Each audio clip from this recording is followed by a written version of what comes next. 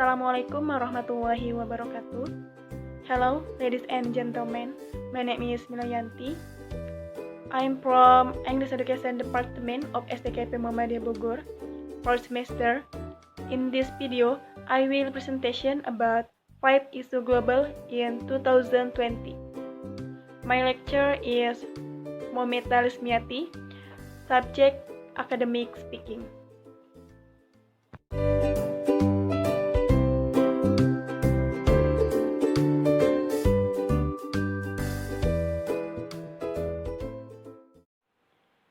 Coronavirus. As the world attention is turned to COVID-19, it is imperative that global leaders turn this interest into action to step up overall global preparedness for disease outbreaks and strengthen health system to handle both routine illnesses and unexpected needs.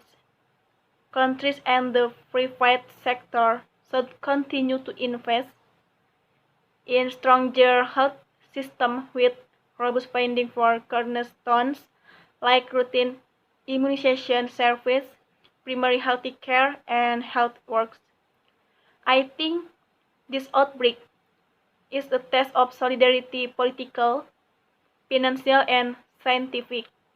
We need to come together to fight a common enemy that does not respect borders. Ensure that we have the resources necessary to bring this outbreak to end and bring our best science to the forefront to find share answer to share problems. Research is an integral part of the outbreak response.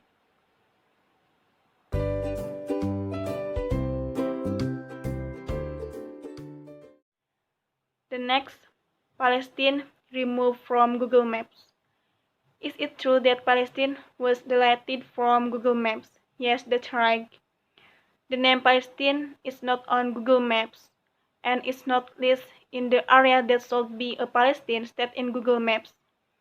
In the Google Maps application, when typed in the name of Palestine, it is true that Palestine names will not ever but Israel.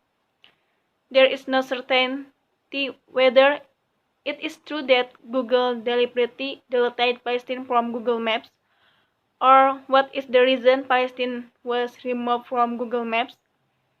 Google did not immediately comment on the allegation, but part of its website is dedicated to stating dispute boundaries, provided that disputed boundaries are displayed, i.e. gray lines.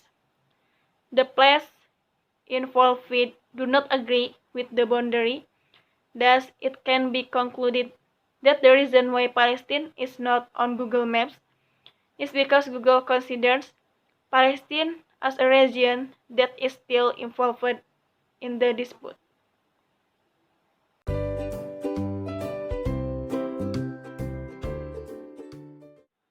The next, racism.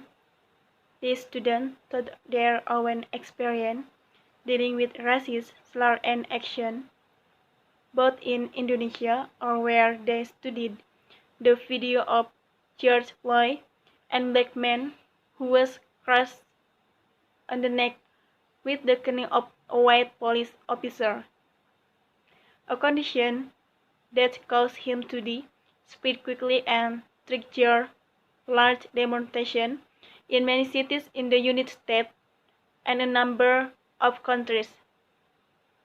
The demonstration that raised the Black Lives Matter was raised by Papua activists, including Veronica Coman, with the hashtag Papua Lives Matter for what he called raising awareness to stop racism against black people, including the people of Papua, and I think racism in Indonesia or wherever it still exists.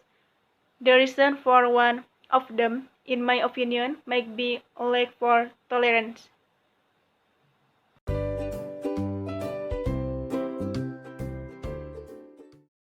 The next issue, the impact of the coronavirus on the economy.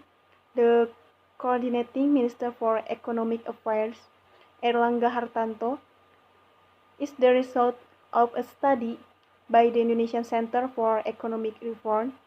In the study, Indonesian economic growth in 2020 managed to be in the range of 49% to 51%.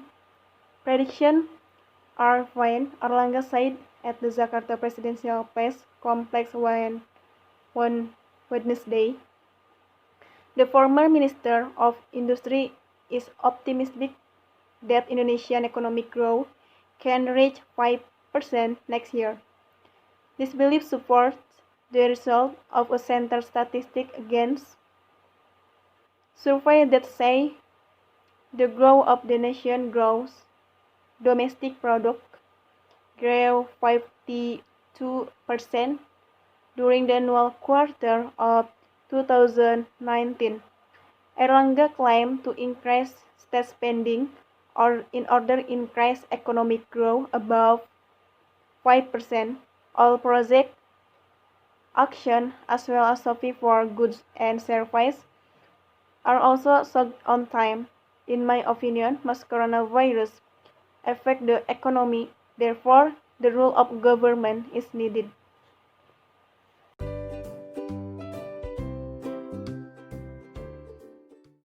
Okay, and the last, Turkey's court approved Hagia Sophia Museum turned into mosque.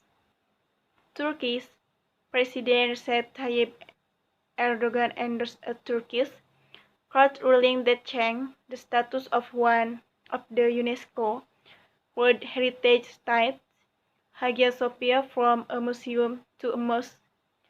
The decision of the Turkish court automatically annulled the decision of the first president of modern